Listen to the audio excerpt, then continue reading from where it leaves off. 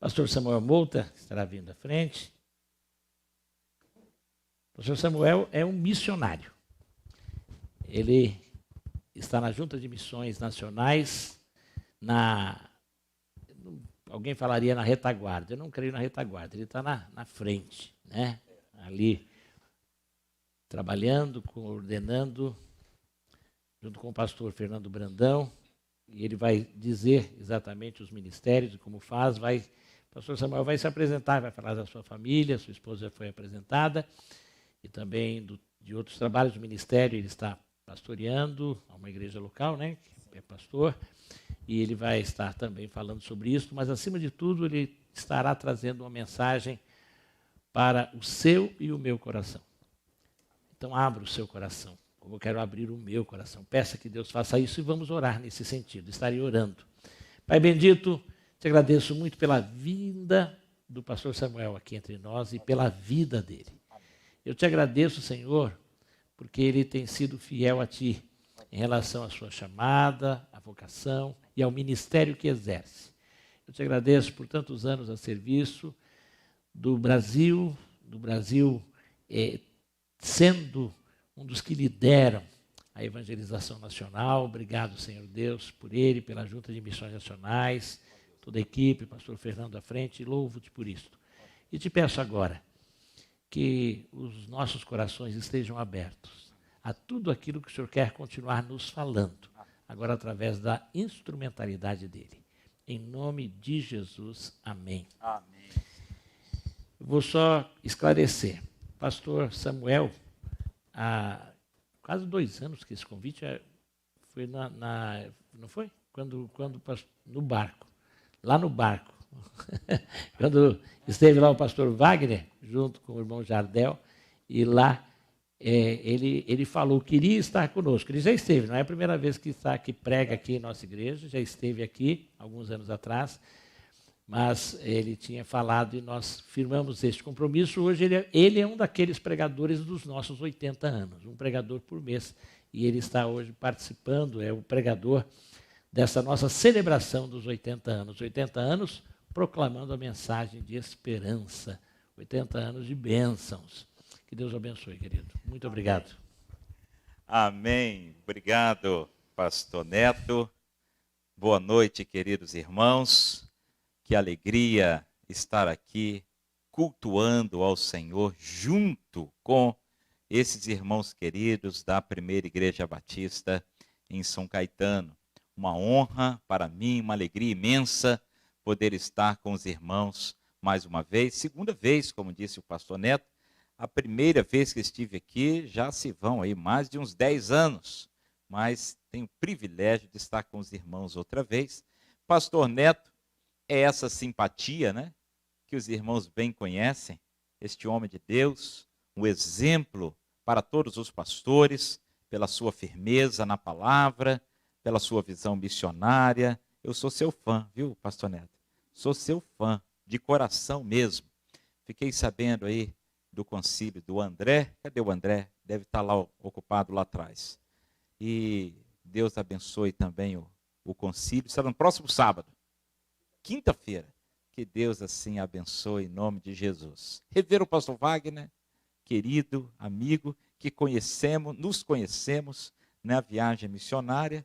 Daqui também foi o Jardel. Não sei se o Jardel está aí hoje. Hoje não está. Online, se tiver online aí, Jardel, receba o nosso abraço. Mas uma alegria muito grande poder estar aqui neste culto, ouvindo este coro feminino. Quero parabenizar as irmãs que cantaram lindamente. Parabéns, parabéns, Deus abençoe. Fui edificado com esta mensagem musical do coro feminino, como também do grupo de cânticos e hinos, e todas as partes do culto tão especiais. Louvado seja o Senhor. Parabéns à igreja por completarem 80 anos. 80 anos como igreja local aqui neste lugar. E Deus tem usado a vida de tantos irmãos ao longo desses anos. Mas neste tempo, Ele tem usado a vida de vocês. São os irmãos que estão à frente com o bastão nas mãos para levar adiante esta mensagem de esperança. E eu louvo a Deus pela vida dessa igreja. Trago aos irmãos o abraço do pastor Fernando Brandão, nosso diretor, especialmente ao pastor Neto. Ele também, aqui ali também é outro que é seu fã também, viu, pastor Neto? Glória a Deus. Os irmãos sintam-se abraçados pelo pastor Fernando Brandão, nosso diretor. Disse a ele que estaria aqui, ele ficou muito contente, pediu que transmitisse o seu abraço. E o abraço, assim, de toda a família Missões Nacionais.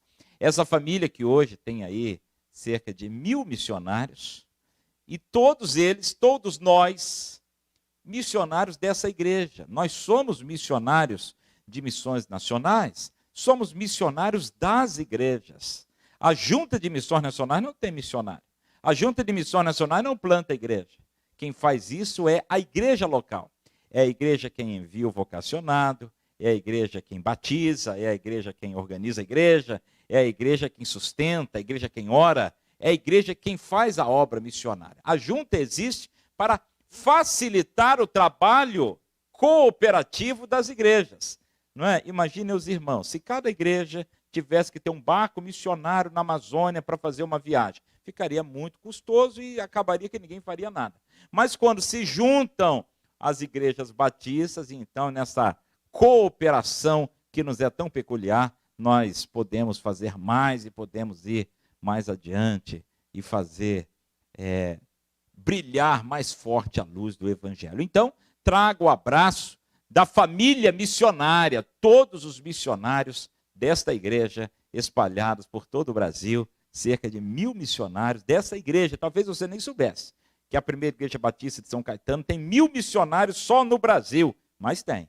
E estamos todos nós, dependendo das orações, do carinho, do sustento, da campanha, da oferta, do comprometimento que esta igreja tem demonstrado ao longo desses 80 anos, e por isso também eu sou grato a Deus pela vida dos irmãos. Muito obrigado pelo compromisso, muito obrigado pelo envio das ofertas, muito obrigado pelo esforço, a dedicação, muitas vezes até mesmo o sacrifício, não é? Muitas vezes a oferta missionária é expressão até mesmo de sacrifício, por responsabilidade, por comprometimento, por consciência de uma visão missionária. E eu agradeço aos irmãos de coração. Desejo que Deus os abençoe abundantemente. Por gentileza, abra sua Bíblia, por favor, no livro de Atos dos Apóstolos, no capítulo 3, que eu quero fazer então esta leitura. Abra e deixa aberta, não feche a sua Bíblia, não. Deixa a sua Bíblia aberta para nós lermos versículo por versículo e vamos meditando nesse texto da palavra do Senhor.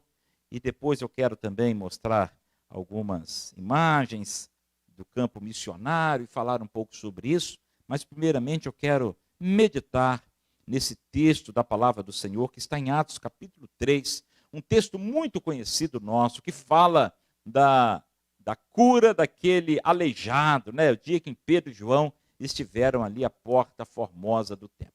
Deixe sua Bíblia aberta, talvez você esteja numa versão um pouquinho diferente, eu estou lendo na Almeida 21, mas você me acompanha aí, escrito está assim: Pedro e João subiam ao templo na hora da oração, a nona. A hora nona era, no nosso relógio, 3 horas da tarde. Os judeus eles começavam a contar as horas às 6 da manhã. Então, 6 horas da manhã começava o dia. E o dia inteirava sua primeira hora, às 7 da manhã, a segunda hora, às 8, e assim sucessivamente. Então, aqui a hora que eles vão ao templo, já eles chamam de hora nona, que no nosso relógio, 3 horas da tarde, Pedro e João, então, sobem ao templo. Este acontecimento sucede ao capítulo 2, quando nós temos aquele grande episódio do dia de Pentecostes e aquela conversão em massa que aconteceu ali em Jerusalém. 3.000 pessoas foram batizadas e uma festa maravilhosa, algo fantástico, extraordinário. E Pedro e João, depois de tudo aquilo, então, eles vão ao templo para orar. 2 apóstolos de Jesus, 2 homens de Deus, 2 discípulos, vão ao templo à hora da oração. Verso 2. Aconteceu que um homem aleijado de nascença estava sendo carregado para a porta do templo, chamada Formosa. E todos os dias o punham ali para pedir esmolas aos que entravam. Eu queria chamar a sua atenção nesse verso 2 para a situação daquele rapaz, a situação daquele homem. O texto nos informa que ele era paralítico. Dependendo da sua tradução, está coxo ou aleijado. O fato é que aquele homem, ele tinha aquela deficiência física desde o seu nascimento. Está expresso no capítulo no verso 2, que ele era de nascimento portador dessa deficiência. Aliás, esse muda, né? Todo dia tem um nome diferente. Eu nem sei mais como é que fala a pessoa deficiente, não sei mais nem como é que fala, que muda esse negócio aí. Por quê? Porque, aliás, hoje em dia, há muitos direitos para a pessoa com deficiência. Muitos direitos de acessibilidade, de próteses, de cirurgias, de fisioterapia, de reabilitação, cadeiras de roda, banheiros especiais, carros adaptados. As pessoas têm até condições especiais para a compra de veículos automáticos, com isenção de impostos, e tudo isso é muito bom e muito justo. Eu louvo a Deus por tudo isso. Pessoas que às vezes conseguem a sua aposentadoria, ou se não tem aposentadoria, tem um benefício, ou tem uma adaptação no seu local de trabalho para continuar trabalhando de acordo com as suas limitações físicas. Só que naquela época, meus irmãos, não havia nada disso. Nada. Absolutamente nada. Aquele homem não tinha aposentadoria, não tinha benefício, não tinha cadeira de roda, não tinha remédio de graça, não tinha tratamento pelo SUS. Aquele homem não tinha nada, absolutamente nada. E a rotina dele era ser levado para o templo para pedir esmolas. Então vejam que ele dependia duplamente do favor de alguém. Primeiro, que ele dependia da boa vontade de alguém em dar uma esmola. E às vezes vinha uma esmola maior, outras vezes não vinha esmola nenhuma. Mas para pedir esmolas, ele precisava ir ao templo. E como ele não conseguia ir sozinho para o templo, em razão da sua deficiência, ele precisava ser carregado. É isso que o verso 2 está dizendo. E ele era carregado por seus amigos, talvez por alguns familiares, o texto não diz quem são, talvez alguns vizinhos, pessoas que voluntariamente o ajudavam. E o texto no capítulo 2 me dá a impressão de que ele acabara de chegar àquele lugar. Quando o texto diz assim, ele estava sendo carregado, na minha tradução está assim, ele estava sendo carregado para a porta do templo. Veja que já eram 3 horas da tarde. E aquele homem ainda não tinha chegado no seu posto de esmola. Imagino que ele tenha levantado cedo, ou levantado não, acordado cedo, mas não tinha condições de ir para o templo e ficou aguardando até aquele momento. Era alguém que não podia fazer planos para a sua própria vida. Era alguém que não poderia ter condições de traçar o futuro para si ou para a sua família. Era alguém que dependia sempre da boa vontade do outro. Era um homem que carecia de esperança. Aquele homem que precisava ser levado para chegar lá e se humilhar e pedir esmolas. Era um homem sem esperança. Um homem cuja vida era vazia e vazia de significado. E ele estava ali sendo carregado para mais um dia.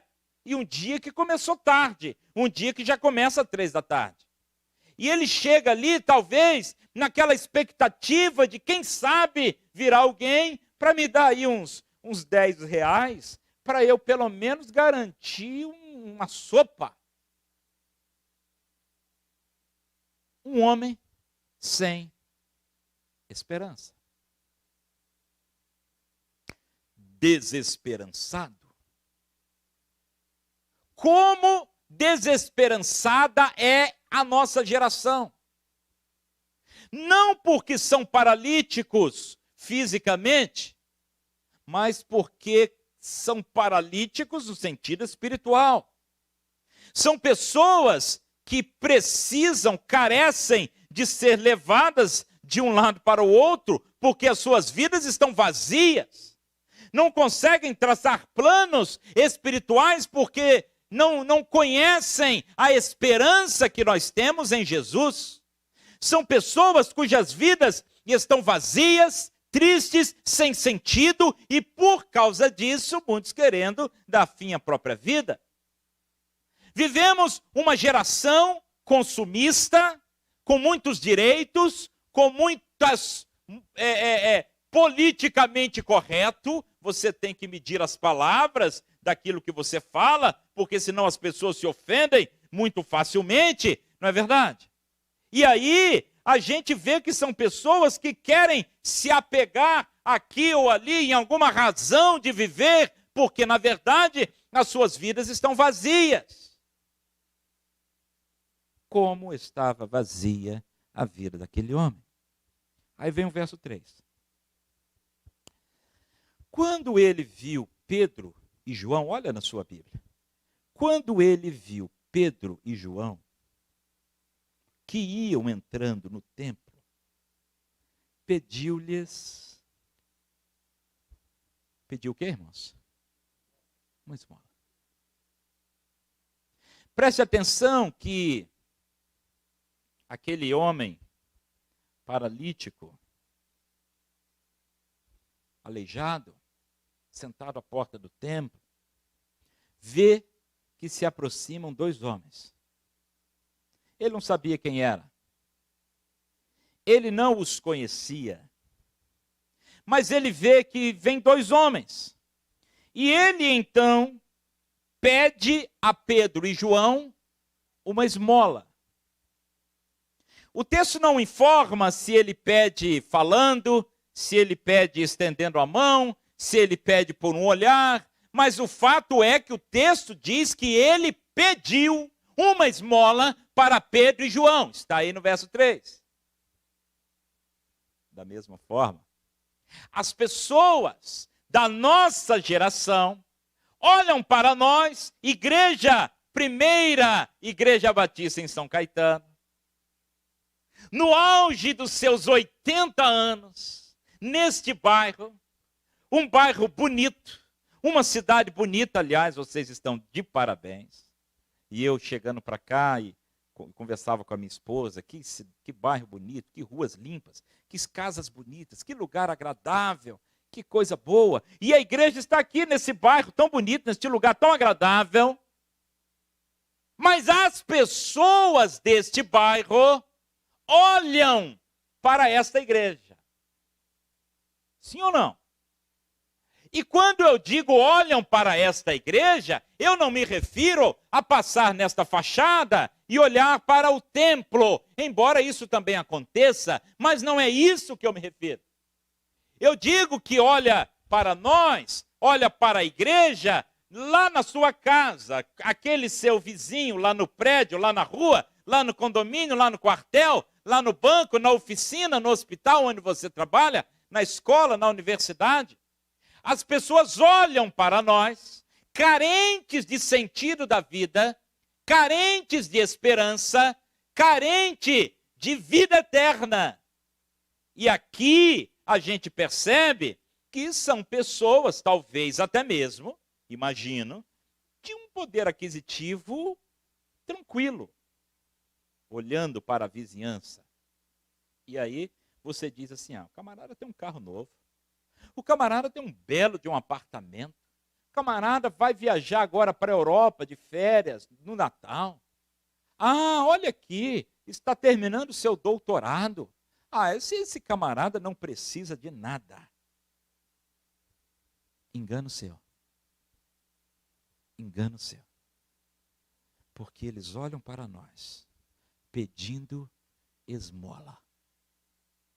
Não dinheiro fisicamente, mas pedindo esperança, pedindo sentido da vida, pedindo a vida que há em Jesus. E é essa comparação que eu quero fazer com você. Verso 4. Fixando nele o olhar, Pedro, acompanhado de João, disse o quê? O que é que Pedro e João disseram para aquele homem que lhe pediu uma esmola? Às vezes a gente, numa pseudo-humildade, a gente diz assim, não olha para nós. Não olha para nós. Não olhe para mim, porque eu sou pecador. Não olhe para o homem pecador. Olhe para Jesus. Não é assim que às vezes a gente fala? Mas como que as pessoas de São Caetano vão olhar para Jesus em 2021? Se ele não está fisicamente aqui. Como que as pessoas poderão olhar para Jesus, a não ser olhando para nós? Então Pedro e João, com coragem, eles dizem assim, olha para nós. Olha para nós. Eles poderiam, meus irmãos, ter desviado o foco daquela conversa para uma questão política e talvez dissessem assim, olha, ô senhor paralítico, a culpa é de César, a culpa é do governo. Cadê o governo que não lhe dá um benefício? Cadê o governo que não constrói um hospital para o senhor se tratar? Cadê o governo que não lhe dá imunidade de impostos para adquirir um carro adaptado? Cadê o governo que não te dá um emprego adequado? Cadê o prefeito dessa cidade, ou o governador do estado, ou o presidente da república? Ora, cadê esta gente que deveria estar dando atenção a este pobre paralítico? E talvez ali ele fizesse até mesmo seu palanque eleitoral e chamasse a atenção das pessoas e dissessem, olhem para cá, aqui está este homem mendigando, isso é um absurdo, nós pagamos os nossos impostos. E talvez Pedro se lançasse ali, candidato a senador, deputado, governador, seja lá o que for. Mas Pedro sabia uma coisa que nós também sabemos, mas às vezes esquecemos. Pedro sabia que a esperança para aquele homem não estava na política, como a esperança para o Brasil não está na política.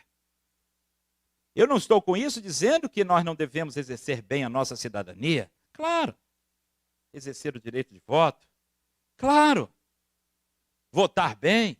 Não sei se há algum homem ou mulher da vida pública aqui, um servidor público, ou mesmo alguém da área política, faça bem o seu trabalho. Mas a esperança para o Brasil não está na política. Devemos orar pelas autoridades? Claro. Goste você ou não da autoridade.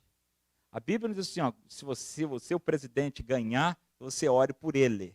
Mas se for o outro que ganhar, você não ore. Não diz isso, não.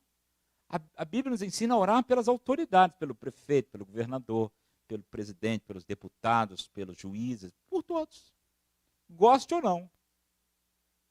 Mas a esperança para o Brasil não está na política, meus irmãos. E às vezes, eu não sei como que é isso aqui em São Caetano, pastor Neto, não sei como que é isso aqui em São Paulo, mas andando por esse Brasil aí, eu vejo que às vezes, algumas igrejas seguram uma bandeira política tão forte, que às vezes aparece mais do que a bandeira do Evangelho. Pedro não faz isso. Pedro ele mostra a esperança em Jesus e não na política. Pedro, ele poderia dizer assim, olha, mas cadê os líderes aqui do templo? Olha, tem oferta aqui no templo. Você está me pedindo esmola aqui? Tem oferta aqui no templo. Onde está o dinheiro da oferta? A culpa é dessa estrutura denominacional. Só que Pedro vai por esse caminho também. Pedro diz algo muito simples, mas muito significativo. Ele diz, olha para nós. Olha para nós. Quando ele diz, olha para nós, ele faz o quê? O que você acha que acontece aqui quando ele diz, olha para nós? O que você imagina que aconteceu aqui? O que significa? Olha para nós. Ele estava querendo mostrar a beleza do seu penteado? Não. Em outras palavras, quando ele diz, olha para nós, ele está dizendo, esse negócio agora é comigo. A responsabilidade agora é nossa. Pode olhar para nós. Eu sei o caminho. Eu sei a esperança. Eu tenho a resposta. Eu tenho a mensagem. Meu amigo, olha para nós aqui. Olha para nós que eu vou resolver o seu problema. Sim ou não? Porque quando Pedro e João chamam a atenção daquele paralítico para eles, e diz, olha para nós, ele está assumindo a responsabilidade. Ele está assumindo a solução. Ele está chamando a atenção, diz assim, agora está aqui, ó, agora é comigo. Deixa esse negócio. Ô, meu amigo, nós vamos resolver seu problema. Aí, no verso 5, o moço ficou olhando atentamente para eles. E eu queria que você grifasse aí na sua Bíblia, se você gosta de fazer isso, porque o verso 5 tem uma expressão muito interessante, olha aí, quando ele diz assim, ele ficou olhando atentamente para eles, esperando receber alguma coisa. Criou-se uma expectativa. Não foi, meu irmão? Criou-se uma expectativa. Meus irmãos, o rapaz era paralítico desde nascimento. O rapaz estava precisando de dinheiro. Ele chega na porta do templo 3 horas da tarde. Até agora não tinha recebido esmola nenhuma. Ele pede uma esmola a Pedro e João. Pedro e João faz aquela cena. Olha para nós. O rapaz olhou com uma expectativa enorme. Olha, pelo jeito, deve vir uma onça aí. Mandou olhar para ele. Rapaz, negócio vai melhorar. Negócio vai ficar bonito. Verso 6. Então Pedro lhe disse, não tenho prata e nem ouro. Ponto. Imagine os irmãos se o texto terminasse aqui. Que frustração. Que decepção que seria. Não é? Criou uma expectativa gigante. Olha para nós. E o rapaz olha, diz o verso 5, esperando receber deles alguma coisa.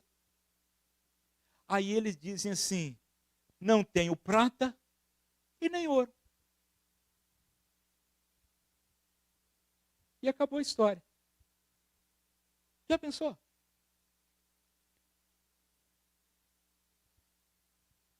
Às vezes a gente faz assim, irmãos. E eu estou falando isso com vocês com muito carinho. Estou muito em casa aqui com o pastor Neto, nos 80 anos dessa igreja. Essa igreja é uma igreja operosa, uma igreja missionária.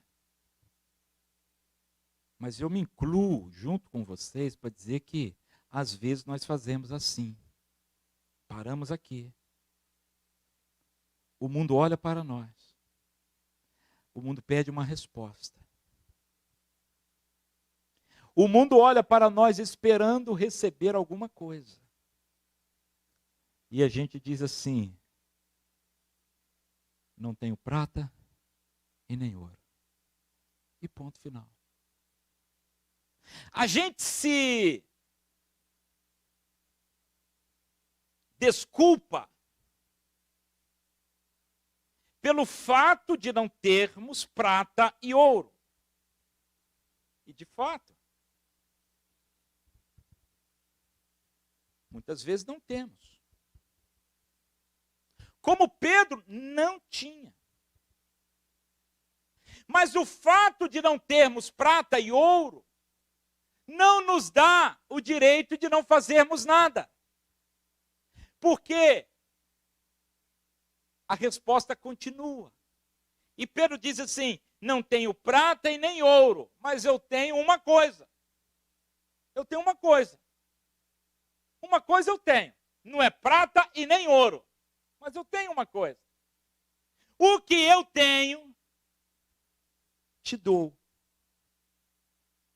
Irmãos, essa frase é tão bonita. Às vezes a gente passa correndo na história e não atenta para a beleza do que Pedro está dizendo.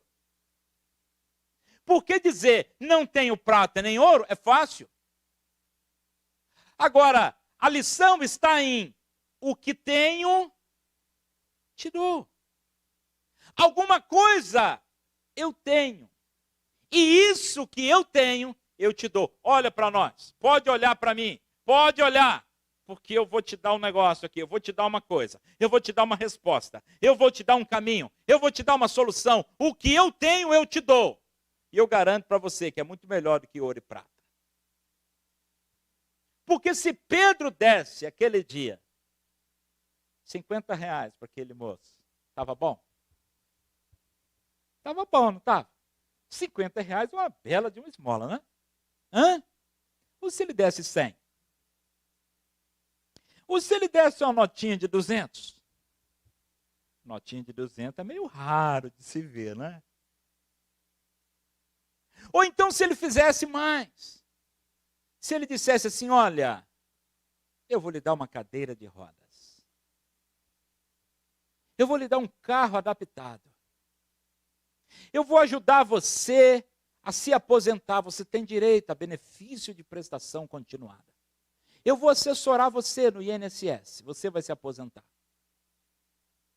Irmãos, tudo isso que ele fizesse seria muito bom, louvável. Eu não estou dizendo que não devemos ajudar as pessoas.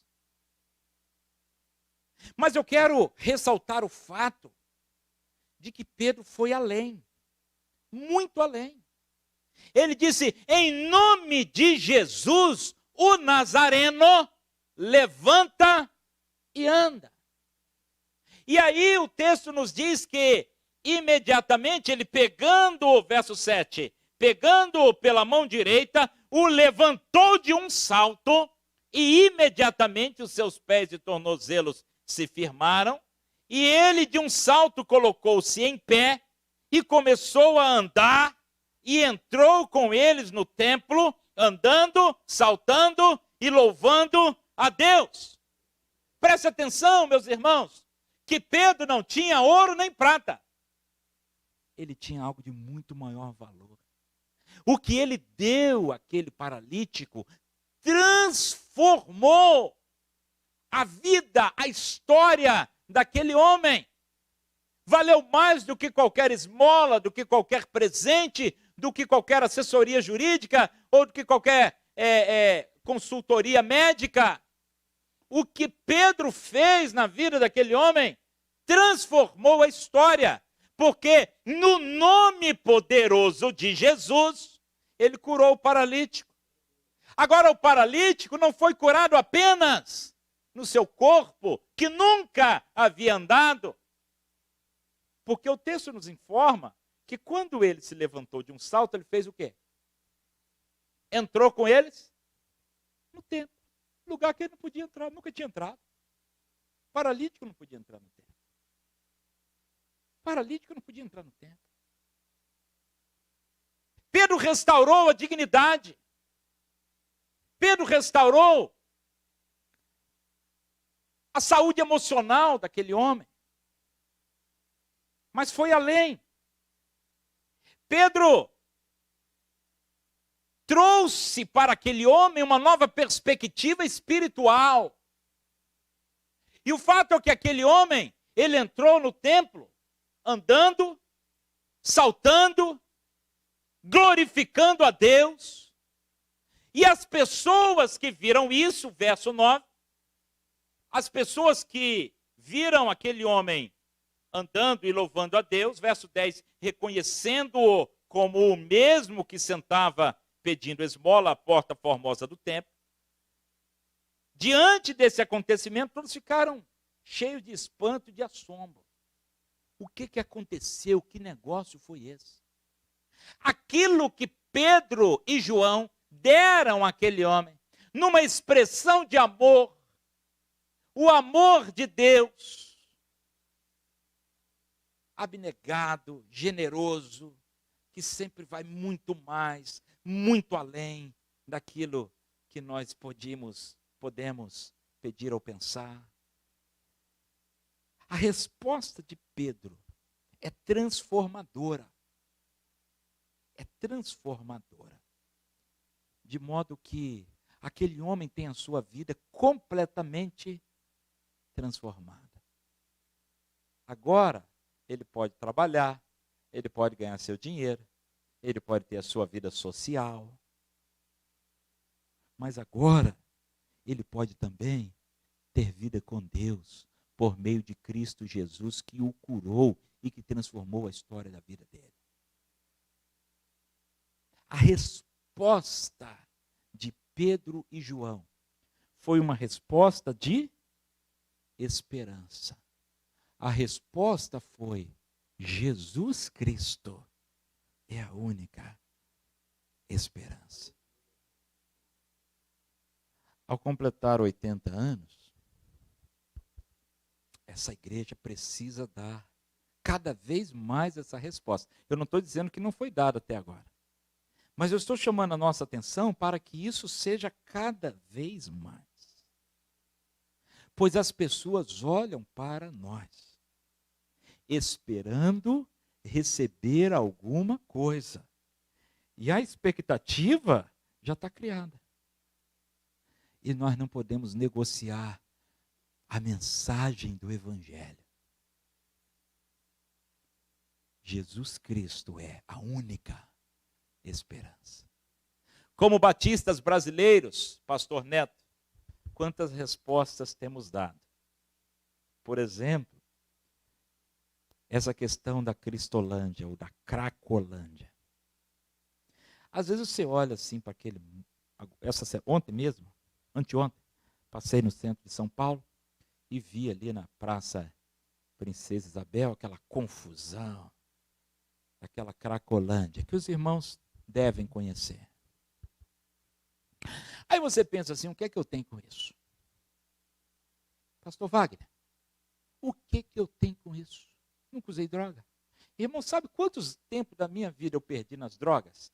Nem um minuto, eu nunca usei droga, nunca fumei, nunca bebi. Graças a Deus, nunca tive problema nenhum com droga. Nasci na igreja, só nasci na igreja que na hora correram com a mamãe para a maternidade. O que eu tenho com isso? Não tem nada. Isso é problema deles para lá. Isso é problema do governo. O prefeito de São Paulo que se vire com aquilo.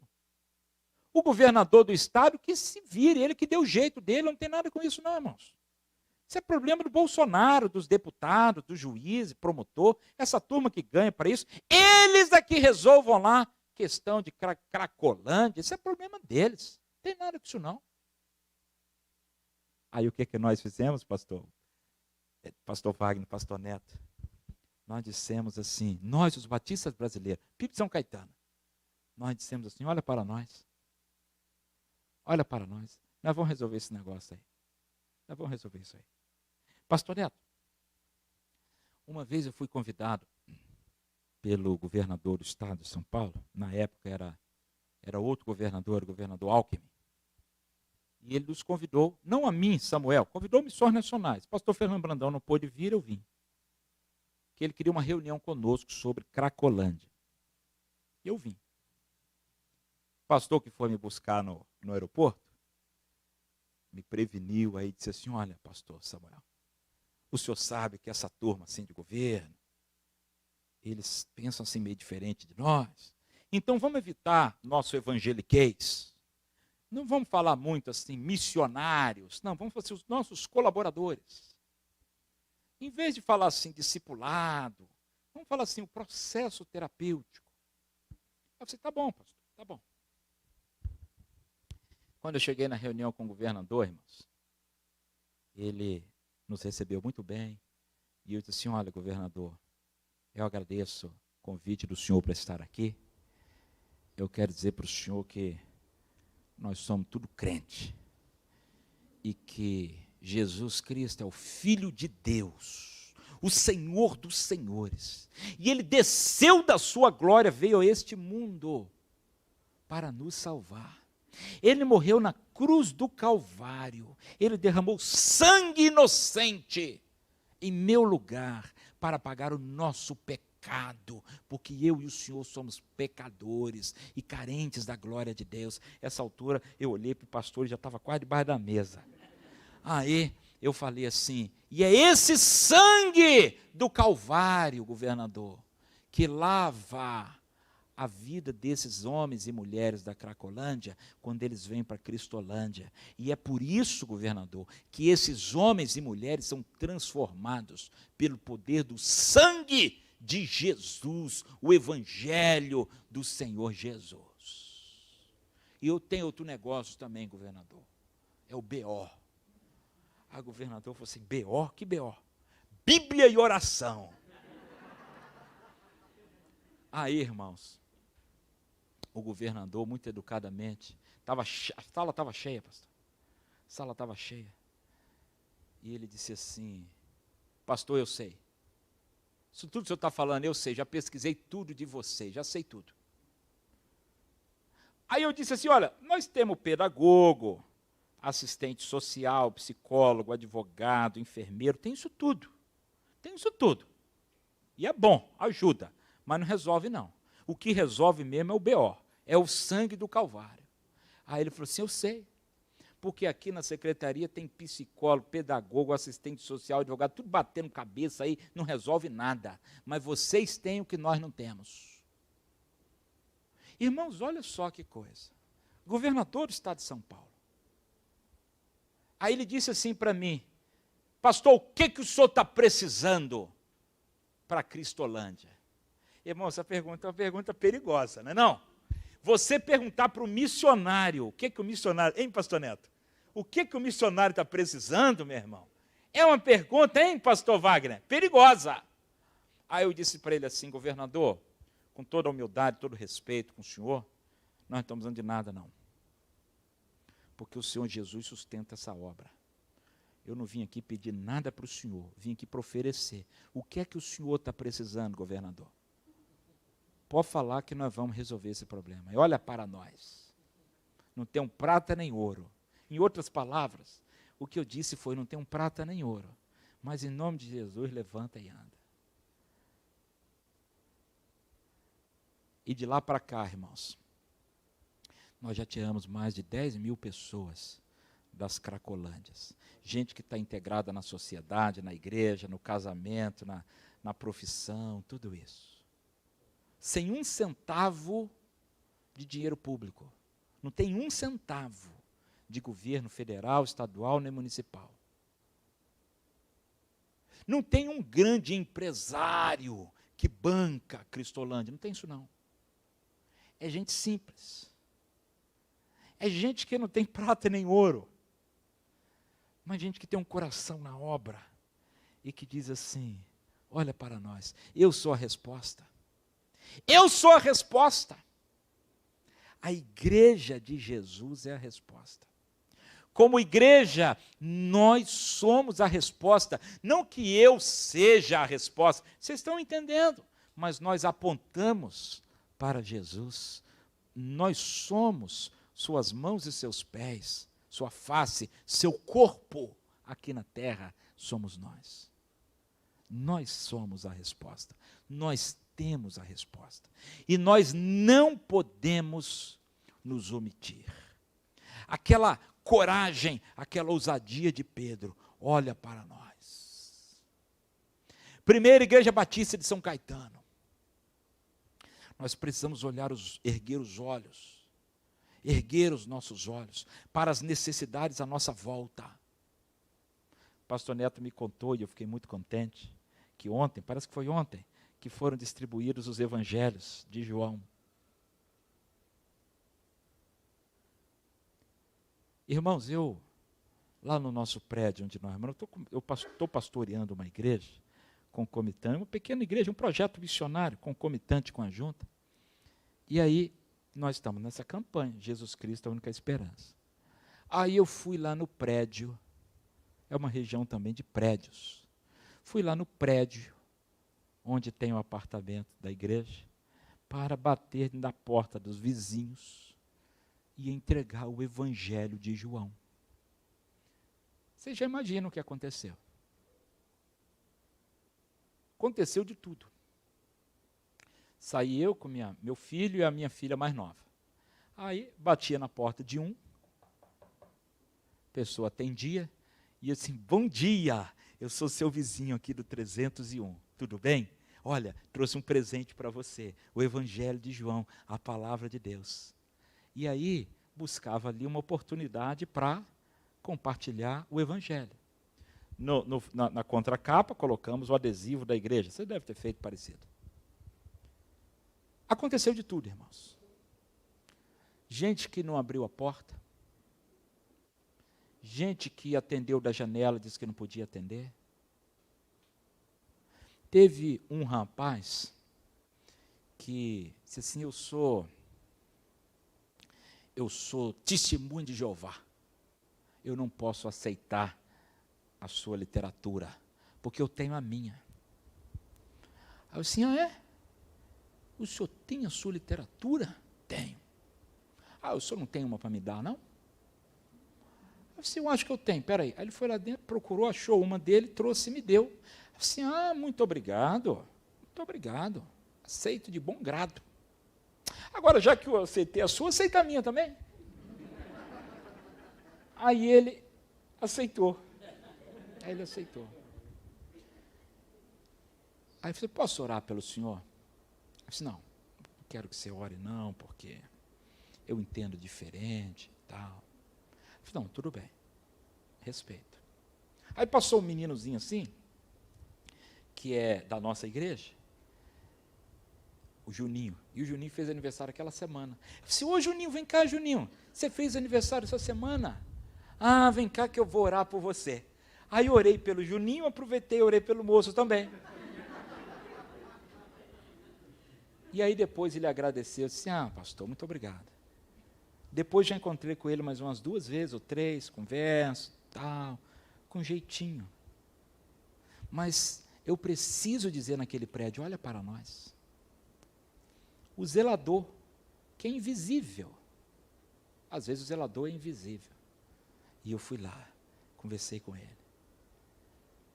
Uma outra senhora, que bati na porta dela, e ela disse assim, olha, eu estou muito necessitada de oração. Eu não moro aqui não, aqui é a casa da minha filha. Eu estou aqui porque o meu genro morreu, e a minha filha está sozinha com 2 netas, ela está trabalhando, eu tomo conta das meninas. E aí eu entreguei o Evangelho de João para ela, e as menininhas já vieram, e aquela alegria, e eu entreguei o Evangelho de João, e orei com aquela família, e depois já voltei lá outra vez, e estamos desenvolvendo um relacionamento com eles. As portas se abriram. Outra, a porta nem abriu, a pessoa não, eu tinha gente em casa, não abriu a porta. Tudo bem, eu respeito. A outra, que é nossa vizinha, assim, bem de pertinho, abriu a porta e já orei com o marido, com ela, com os filhos. Aí depois do prédio deu para ouvir ela contando assim, fulana, estou ligando para você, para pedir desculpa, porque eu não quero ficar de mal com você não. Hoje veio um vizinho meu aqui, que ele é pastor, orou por mim, foi tão bom a visita dele. E aí eu resolvi pedir perdão para a gente fazer as pazes. E eu de cá ouvindo, a Simone ouviu também. E aí depois ligou os hinos, começou a cantar hino. A vizinha de baixo já tinha avisado assim, ó, ela é enjoada. O morador anterior se pastor, enjoada, reclama de arrastar cadeira e tal. Aí eu bati na porta dela, ela me atendeu. Assim, bom dia, eu sou o seu vizinho aqui do 301, trouxe um presente para a senhora, o Evangelho de João. Aí ela começou, falou de quê? Do barulho, da cadeira, não sei o quê. Aí eu ouvi, eu fiquei quieto, deixei ela falar tudo que ela quis falar. Ela falou do toldo, falou do negócio que pingava, falou de tudo. Aí depois que ela falou de tudo, aí eu falei assim, olha, eu quero dizer para a senhora que eu estou novo aqui. São 3 filhos dentro de casa, o apartamento é pequeno. Mas olha, nós vamos ter muito cuidado para não arrastar a cadeira, não fazer barulho para a senhora. E aí eu orei por ela, perguntei por ela falou da vida dela, as frustrações, as tristezas da vida. Abriu a caixa de ferramenta. Orei com ela. Aí depois ela disse, todo mundo arrasta a cadeira, né? Não liga para isso, não. Quem é que não arrasta uma cadeira? Olha para nós.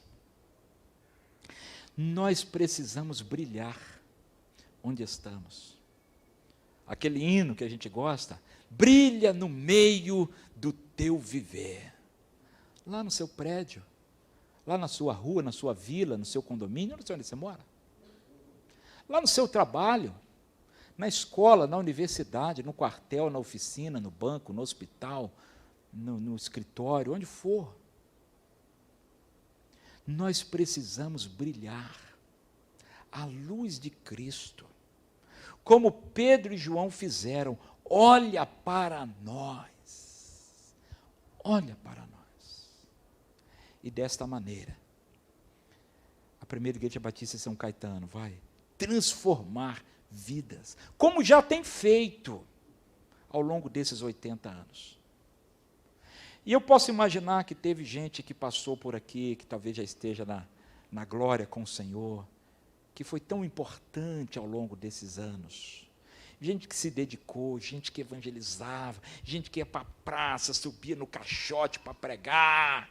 Aí a gente diz, não, esse tempo passou, o tempo de subir no caixote passou. Tá bom, pode até ter passado, mas o que é que tem agora? Não pode a gente ficar de braço cruzado. Talvez os métodos mudem, eu sei que os métodos mudam, mas a pregação não pode parar. Hoje nós temos mídia social, nós temos rede social. O que é que você discute em rede social? Quais os temas de sua rede social? Tem gente que só fala de política, tem gente que só defende Bolsonaro, tem gente que só bate no Bolsonaro. Só fala disso. E o Evangelho? E a esperança em Jesus? Eu não estou aqui nem para defender, nem para criticar. Eu estou aqui para dizer que Jesus Cristo não é mais uma esperança. Não é a melhor esperança. Mas Ele é a única esperança. É uma mensagem exclusivista, sim. Politicamente incorreta. Mas é essa a mensagem do Evangelho. Jesus Cristo é a única esperança. E se nós sabemos disso, por que é que às vezes somos tão tardios em anunciar essa esperança? Por que é que nos distraímos com tantas coisas? Perdemos tempo com bobagens. Com bobagens. Quando as pessoas à nossa volta, no nosso prédio, no nosso trabalho, às vezes na nossa casa, seu marido, sua mulher, seu filho, seu pai, sua mãe, seu irmão, indo para o inferno sem Jesus, e você sabe o caminho, você sabe a esperança, mas a gente se cala para discutir uma outra bobagem qualquer. Precisamos ter esta intrepidez, esta ousadia, essa coragem de Pedro e João, quando dizem, olha para nós. Em nome de Jesus, o Nazareno, levanta e anda. O Brasil precisa desta palavra, e somente nós, a igreja de Jesus, podemos dar. Que o Senhor nos desperte para isso. Amém. Deixa eu mostrar umas coisas aqui rapidinho para vocês, rapidinho mesmo, tá, pastor Neto? Que é uma resposta daquilo que Deus nos tem feito neste tempo. Deixa eu pegar aqui o passador aqui que o irmão me ensinou a usar. Tenho que ligar primeiro. Pronto. Muito bem. Olha, essa é a minha família, minha esposa está aqui, nossos 3 filhos, só para vocês conhecerem e orarem por nós. Esse é o mapa do norte do Brasil. Eu não vou falar do Brasil inteiro, até porque não dá tempo, mas eu vou falar um pouquinho só da Amazônia, pastor Wagner, e contar um pouquinho da nossa experiência lá. Esse é o mapa do norte do Brasil. Está ali Amazonas, Rondônia, Acre, Roraima, Pará, Amapá, Tocantins, um mapeamento de cidade por cidade e tal. Mas há uma expectativa de que a região amazônica, o norte do Brasil, existe cerca de 30 a 35 mil comunidades ribeirinhas nessa região. Você tem ideia do que é isso? 35 mil comunidades ribeirinhas. E muitas dessas comunidades são comunidades distantes. O pastor Wagner visitou algumas conosco. Algumas até são próximas da cidade. Eu não estou falando aqui de cidade, não estou falando de Belém, de Manaus, de Santarém, não. Estou falando de comunidades ribeirinhas distantes. E nós precisamos levar a esperança a essas comunidades. É gente que olha para nós e clama, esperando receber alguma coisa. Há um clamor, há um pedido de socorro, há um pedido de esperança, e nós não podemos nos omitir, não podemos nos calar. Então o que é que nós fizemos? Como não há estradas, ou poucas estradas, são os rios, então nós estabelecemos as bases missionárias ao longo dos rios, e cada base missionária dessa, nós temos lá um casal de missionários, e esse casal de missionários, então, recebem os radicais, e esses radicais são treinados no centro de formação que nós temos. Pastor Wagner não conheceu, porque naquela viagem nós não conseguimos ir lá, porque o rio estava na seca. Há um sítio, uma área de treinamento próximo a Manaus, mais ou menos 1 hora e pouco de barco de Manaus, bem rústico, dentro da selva, um local lindíssimo, onde nós treinamos os radicais. Quem são os radicais? São meninos e meninas que vão para a Amazônia plantar igrejas, ter uma experiência missionária de 1 ano. E aqueles meninos, então, eles são treinados em Novo Testamento, Antigo Testamento, trabalho com criança, pregação, culto, etc. e tal. Mas são treinados também como subir no pé de açaí, como construir o banheiro lá na comunidade, como pescar, como fazer farinha, como pilotar o barco, como consertar o motor do barco. Porque pensa bem, o menino está atravessando o barco ali de madrugada, de noite, e aí atravessando o rio de barco, e aí o motor do barco afoga. O conhecimento que ele tem de Novo Testamento ou Antigo Testamento não vai adiantar muito. Ele precisa aprender como desafogar o motor do barco, para ele sair dali. E assim, esses meninos e meninas são treinados em todos esses aspectos, e eles vão para as comunidades ribeirinhas, e lá nessas comunidades ribeirinhas, eles são supervisionados pelos missionários efetivos, que cuidam, que pastoreiam, que orientam, que discipulam, que falam sobre a plantação da igreja, o trabalho evangelístico e tudo mais. E, ao mesmo tempo, desenvolvem também ações de cunho social. E, então, nós temos, essa é uma turma grande, um encontro grande que tivemos lá em Manaus. Hoje são cerca de 150 missionários radicais que atuam na Amazônia, todos os missionários dessa igreja. Glória a Deus por esses meninos que lá estão, sustentados pelas orações, pelo carinho, pelas ofertas dos irmãos. E aí eles vão para as comunidades ribeirinhas. E Deus nos deu um barco, este barco que está aqui, que custa $2 milhões, e que nós recebemos de graça. Olha como que Deus faz as coisas. Só que às vezes, a missão, algumas missões, ela tem um barco, e a missão é o barco. A missão nossa não é o barco. Nossa missão é plantar igrejas, é formar liderança. E o barco é um meio de dar suporte. Ele, então, vai visitando aquelas comunidades. Aí nós levamos médicos, dentistas, cesta básica, kit de higiene dental e etc. e tal. E aí os meninos radicais, eles também são treinados sobre como usar a escova de dente, o fio dental e tudo isso. E aí eles vão, o barco vai em cada comunidade ribeirinha. Eu ainda estou esperando o pastor Neto nessa viagem. Ele mandou o pastor Wagner, mas a sua viagem virá ainda, pastor. Eu sei que o senhor tem um coração na Amazônia. E aí o barco vai visitando, então, cada comunidade ribeirinha. Neste lugar, nós fizemos um batismo. E os irmãos observam que não dá para ver a outra margem. Vocês observam isso? De tão largo que é o rio. O pastor Wagner esteve lá e viu isso. E aí o barco chega, faz batismo, faz culto, vai de porta em porta, e estudo bíblico, e essa coisa toda. É lindo, é lindo. Há um alvoroço na cidade. É como se os nossos radicais, naquela comunidade, dissessem assim: olha para nós vamos apresentar a solução. E aí chega o barco missionário e faz aquela confusão santa, aquele alvoroço bonito naquela comunidade, e é muito especial. E aí a gente leva médico, esse é um médico que foi atender, a pediatra, e o pastor Wagner viu isso, não tem acesso a médico, não tem coisa nenhuma, irmãos. Esse é um outro médico que foi lá atender também. Aí esse médico chegou para mim, ele tem um consultório bonito lá no Rio de Janeiro, na Barra da Tijuca, doutor Daniel, e ele disse assim: pastor, já atendi não sei quantas pessoas hoje. Aí eu falei assim: ah, é, Daniel? E você orou com os pacientes? Eu disse: orar? Tinha que orar? Eu disse: tem que orar com os pacientes, né?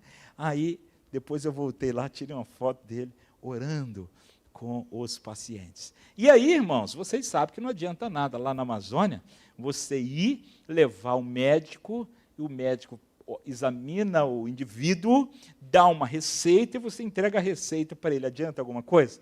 Adianta nada. O que ele vai fazer com aquela receita lá naquele meio do mato? Nós temos que levar a nossa farmácia, né? E levamos todos os medicamentos, e os médicos já prescrevem e já entregam o medicamento. E na fila, pastor Neto, hein, pastor Wagner? A fila é uma beleza, porque na fila a gente evangeliza, faz culto, tudo enquanto eles aguardam o atendimento.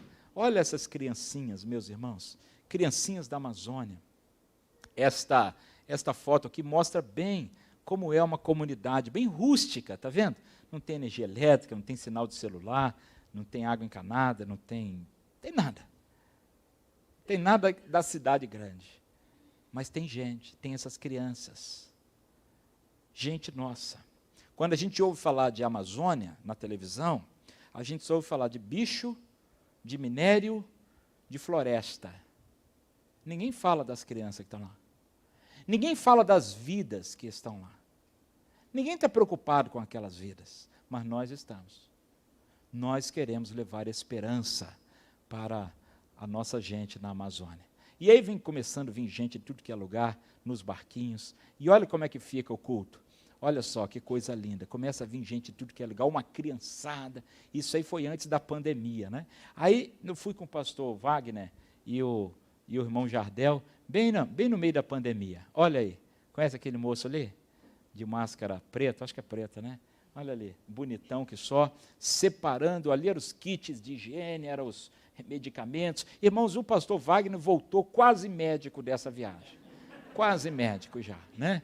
Não foi, pastor Wagner? E ali os pastores, isso no barco, enquanto o barco está viajando, a gente faz aquele mutirão de separar medicamento, a gente vira médico, farmacêutico, mas tem tudo para orientar, tá, irmãos? O pastor Wagner não prescreveu nada para ninguém, não. Ele só ajudava, né? E aí foi muito especial. E aí nos cultos, olha aí, pastor Wagner orando com essas pessoas, fazendo estudo bíblico. Deu saudade aí, pastor Wagner? Olha que coisa boa. E aquelas pessoas ali ouvindo a mensagem do Evangelho. E a primeira igreja batista de São Caetano está ali. Não apenas com o pastor Wagner, mas com as suas orações, com seu envolvimento, com seu engajamento ao longo de todo este projeto. Fizemos um quarteto lá improvisado não, que eu gosto de tudo com antecedência, né? Eu gosto de tudo com antecedência. Eu já chego, já aviso assim, meus irmãos, eu gosto de tudo com antecedência. Então não vou chamar ninguém para cantar de última hora e nem para pregar de última hora. Vou chamar com 10 minutos de antecedência. Eu gosto das coisas com antecedência. E aí chamei de 10 minutos de antecedência. Está ali o Itamar, que também é médico, o Jardel está ali, e o pastor Samuel, que é lá do Rio de Janeiro, né? Nem lembro qual foi o hino nem, mas foi bonito. Foi bonito, ficou bonito. Valeu aquele ensaio todo. Aqui o Jardel atendendo, trouxe umas fotos aqui, não sei se dá para vocês verem. Olha aqui, gente, ó, olha só, olha o sapato do Jardel, olha aqui. Olha que coisa linda. Isso aqui não deve ter mostrado, né? Isso por quê? Por causa do mucuim. Então, a gente põe uma bota de borracha com a calça de tactel e lasca a fita adesiva aqui, que é para o bicho não entrar, tipo um carrapatinho, e resolve. É benção, né? E foi muito bonita, foi muito bom esse tempo lá. E aqui eu achei essa foto aqui, o Jardel bem dormindo na canoa, porque aí a gente... Eu acho que ele não veio hoje, já sabendo que eu ia falar essas coisas, porque é o seguinte, o barco grande, ele chega no lugar, e ele é como um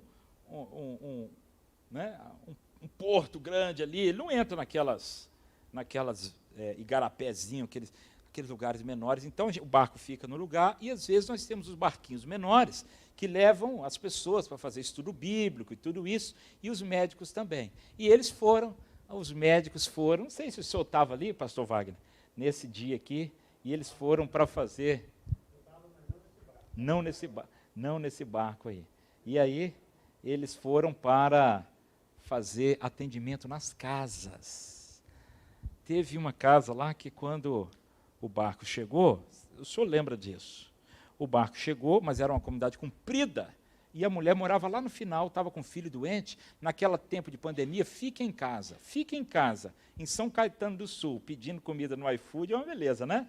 Agora, fique em casa, lá na Amazônia, sem poder sair, sem ter atendimento, e o menino com médico e não podia nem sair, porque se saísse, era preso. E aí, ela com aquela criança doente e sem saber o que fazer. E aí ela soube que o barco esteve lá, mas já tinha terminado o atendimento. Quando ela chegou lá, já tinha terminado. Ela ficou desesperada. Meu Deus do céu, como é que eu perdi uma chance dessa? Meu filho está doente, não sei o quê. E ela foi embora chorando. Contaram isso para o Jardel. O Jardel foi lá na casa da mulher. Quando o Jardel chegou na casa da mulher, a mulher chorou. Ela disse assim, eu nunca imaginei na minha vida que um médico pudesse vir na minha casa. Irmãos, olha que coisa.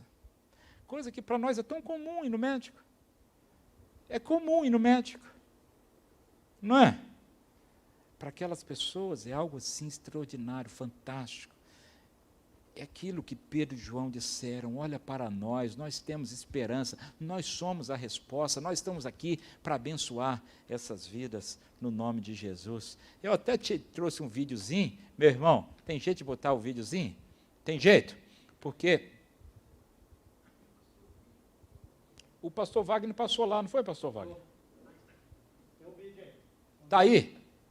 O que é esse vídeo? Mostra um momento em que os médicos... Eu filmei um pedacinho, acho que aparece até a voz do pastor Wagner, acho que ele estava conversando comigo no barco de cá, e a gente vendo os médicos irem na casa, que eles foram consultar, mas aí não tinha levado aquele remédio ficou no barco grande.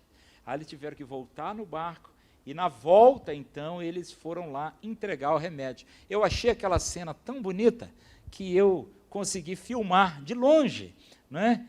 Os médicos, e no caso aqui, o irmão Jardel, entregando o medicamento, brincando com aquelas crianças. A resposta que nós estamos dando ali, naquele lugar, para abençoar aquelas vidas. Se tiver jeito, a gente vê, vai ter jeito. Essa turma aí é joia. Dá jeito em tudo, né? Dá jeito em tudo. Então, vamos ver aí esse videozinho, só para você se sentir um pouquinho lá na Amazônia, tá?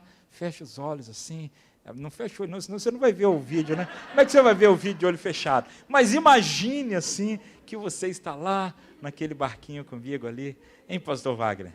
Dá saudade, né, meu irmão? E essa viagem que nós fizemos foi a primeira viagem que nós fizemos depois da pandemia, ou na pandemia. Então, muita gente orientou, falou assim, não vai, é perigoso. Eu sei que é perigoso.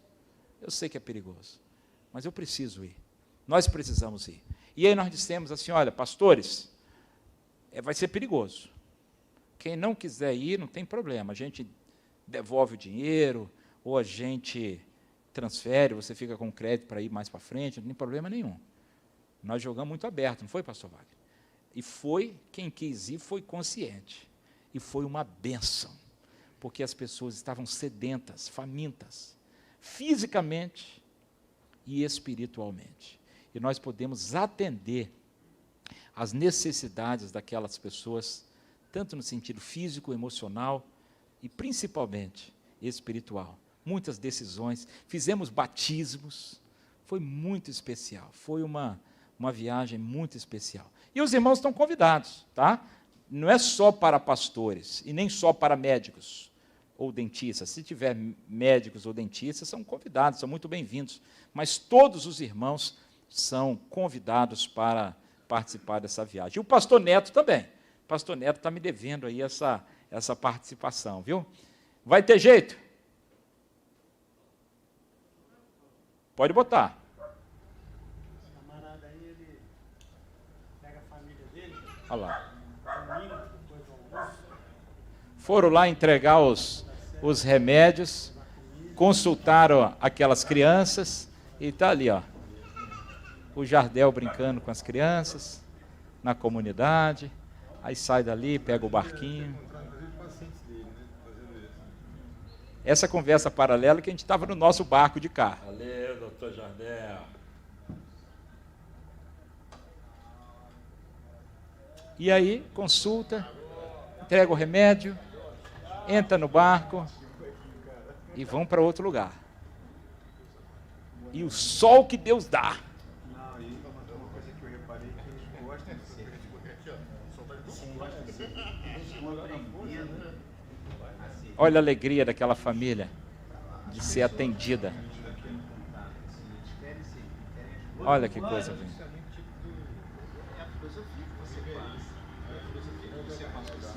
E vamos nós. Vamos para outra casa. Acelera o barquinho.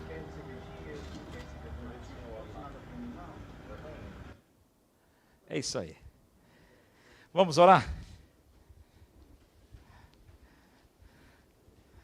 Senhor Deus, eis-nos aqui, tua igreja, teu povo, teus filhos, teus servos. Nós não somos de nós mesmos, nós somos teus, para fazer a tua vontade, para cumprir os teus propósitos. Senhor, e esta igreja que completa 80 anos, bênção neste lugar, nós queremos te pedir que o Senhor faça mais, ainda mais, usando a vida do pastor Neto, usando a vida do pastor Wagner, usando a vida de cada irmão, de cada irmã, para irmos além, para, com muita coragem, Senhor, anunciar esta esperança maravilhosa em Cristo Jesus. Amém. Somos a resposta, a igreja do Senhor tem a resposta, e nós não vamos nos acovardar, nós não vamos nos omitir, nós não vamos ficar preguiçosos, lentos, nós queremos ser ágeis, prontos, dispostos, disponíveis, Senhor, para fazer a tua obra. Então usa-nos poderosamente, em nome de Jesus, amém.